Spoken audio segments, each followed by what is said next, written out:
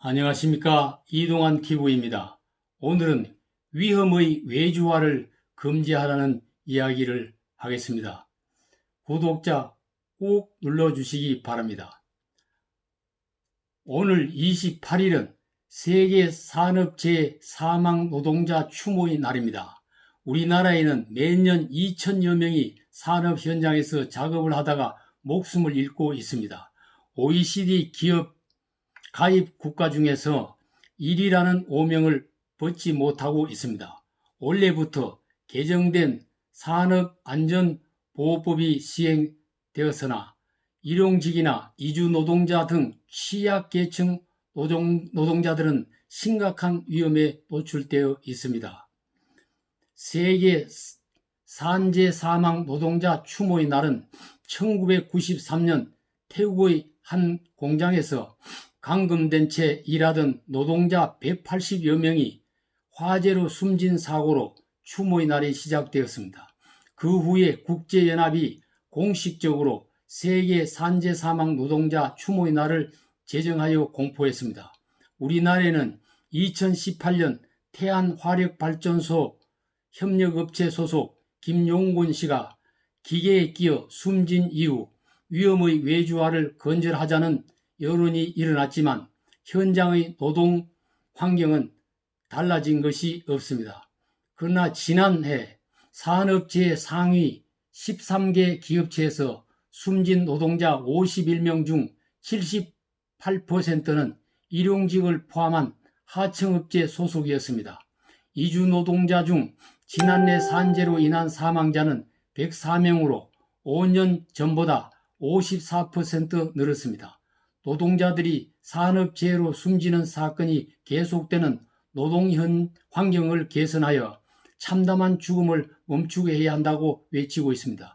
그러나 올해 들어 벌써 200명이 목숨을 잃었고 울산에서는 5일 동안에 같은 사업장에서 2명의 노동자가 사고를 당해 숨졌습니다. 28일 추모의 날에는 서울 광화문 세종문화회관 앞에서 중대재해기업처벌법 제정을 촉구하는 기자회견을 가졌습니다.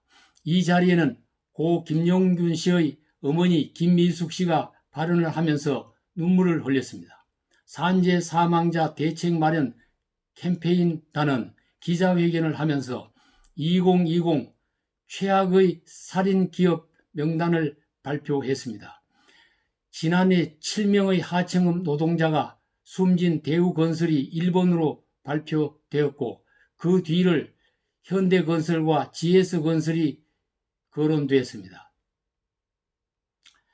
캠페인단은 노동자의 사망은 노동자의 과실에 의한 것이 아니라 위험의 구조를 만들어 방치한 기업의 구조적인 살인행위이며 정부와 국회가 즉시 중대재해기업처벌법을 제정해 위험의 외주화를 금지해야 한다고 주장했습니다.